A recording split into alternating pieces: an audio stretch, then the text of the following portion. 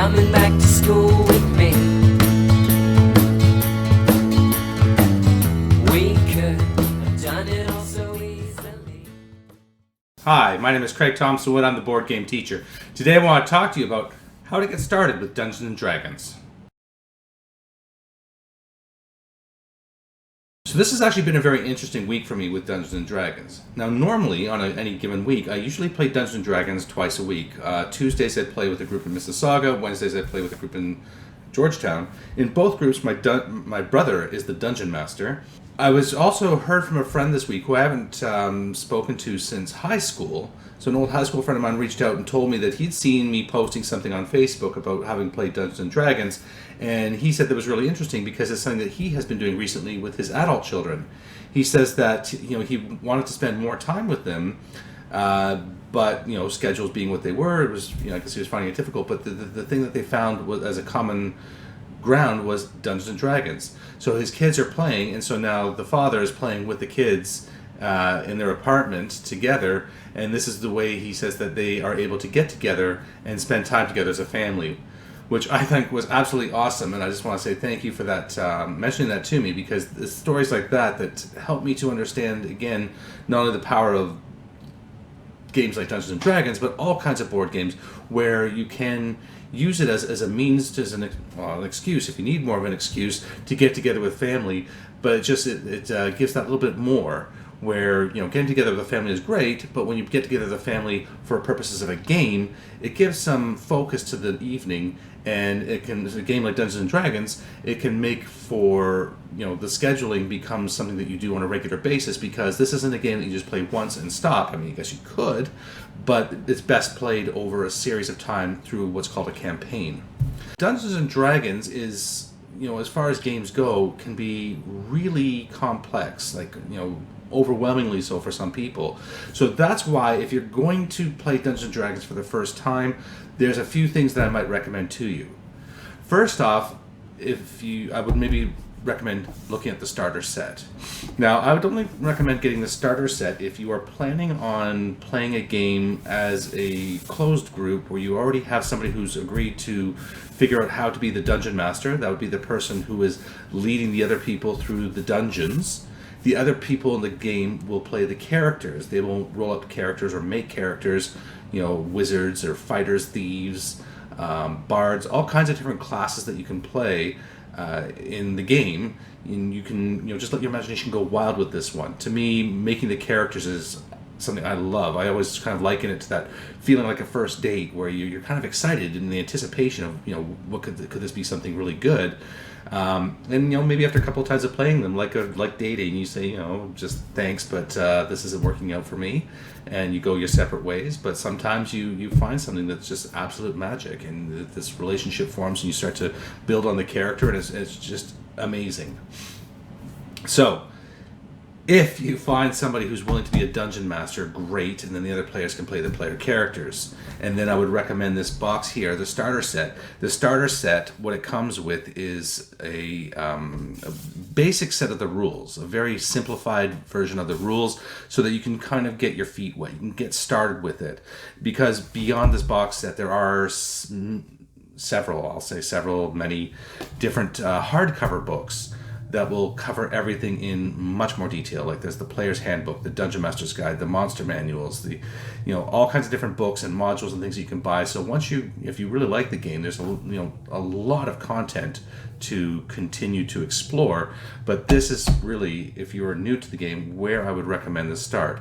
Again, maybe this is where I'd recommend to start if you're playing that closed group, one person, the Dungeon Master. And then you can play this one through because it has the characters, it has a great module in here. And I actually was just playing this, the module from this one for the first time this weekend. We played through the first part of it, and it was really neat.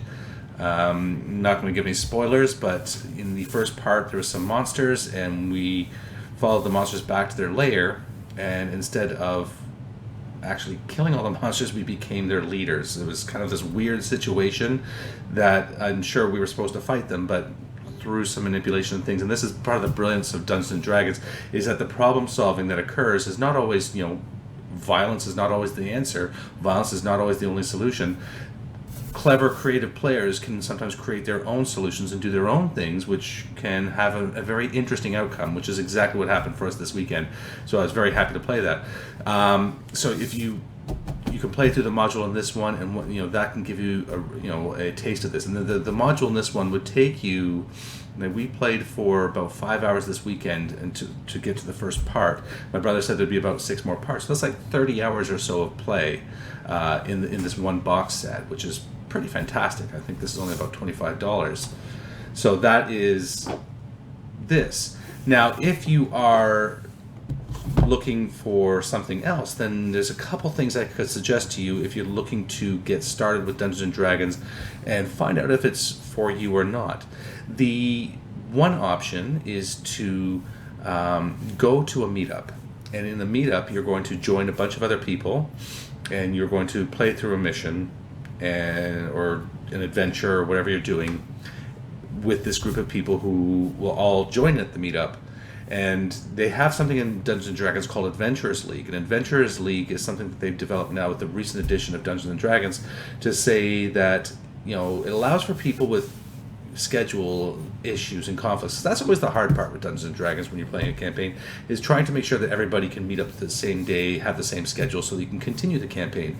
Well, in Adventurers League, what happens is if you just want to play Dungeons & Dragons for an evening, but you don't know when you'll be back or when you can make it again, or just want to try it for once, you go to the Adventurers League, you try it for one night. If it's not for you, then you leave, and you're not part of a fixed campaign. Every night that you go, it's just a few short missions or whatever that you're doing.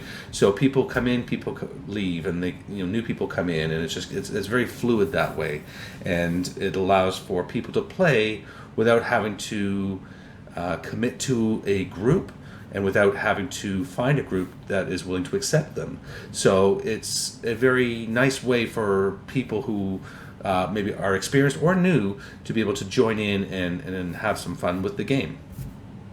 Now, the second thing you can do, say you have a group of friends and you want to play the game, but you're not sure how to go about it, and maybe nobody is really willing to take on that role of Dungeon Master, because that's a pretty serious commitment with the Dungeon Master. They've got a lot of learning of rules to do to make sure that everything at the table runs smoothly, to be a good storyteller for the people, and being able to guide them through the story in a very fun and entertaining way.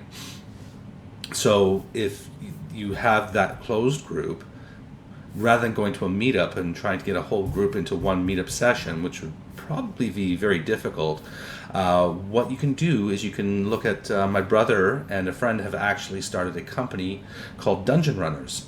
And they're both experienced dungeon masters, and they offer their services to people anywhere in the GTA.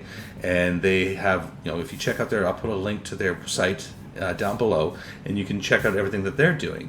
They have all kinds of equipment and books and things. They'll bring it to you, so you can organize your group of friends, and they will come to you with miniatures and these setups called Dwarven Forge.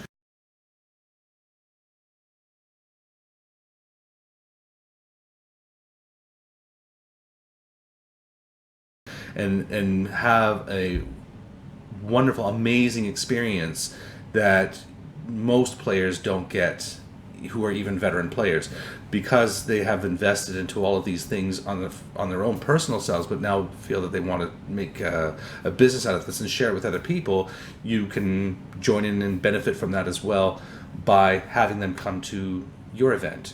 So check out that one down below, because that can be a great way too for a group to say, see if you like it. No commitment in terms of having to learn too much of the rules, no commitment in terms of having to buy anything.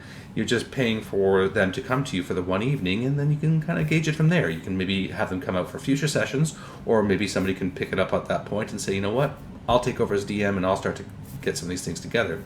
Completely up to you, but it's just one way to experience the game with a group of friends and see what this game is all about. And this is also applicable for people who are already experienced players. If you are experienced players but want more of that luxury of the things like the Dungeon Runners can provide, you're also more than welcome to give them a call.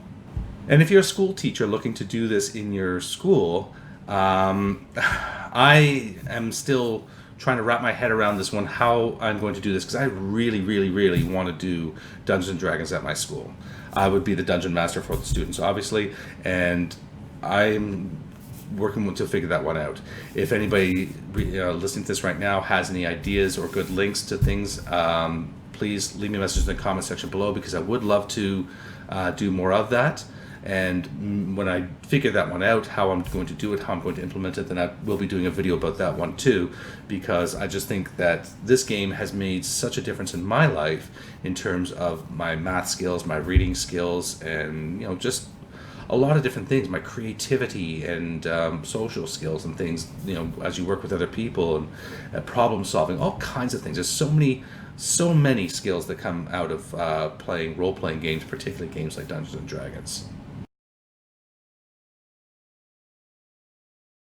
Well, that's going to wrap it up for today's episode. If you have any questions about Dungeons & Dragons or other role-playing games, or if you have any other suggestions for other role-playing games you might like to see me talk about on the channel, please leave me that message in the comment section below. If you have any other topics of discussion you might like me to discuss, be it games or any pedagogical things, again, please leave me a message in the comment section below. But until next time, I'm Craig Thompson Wood, the board game teacher, saying thanks for coming to the classroom.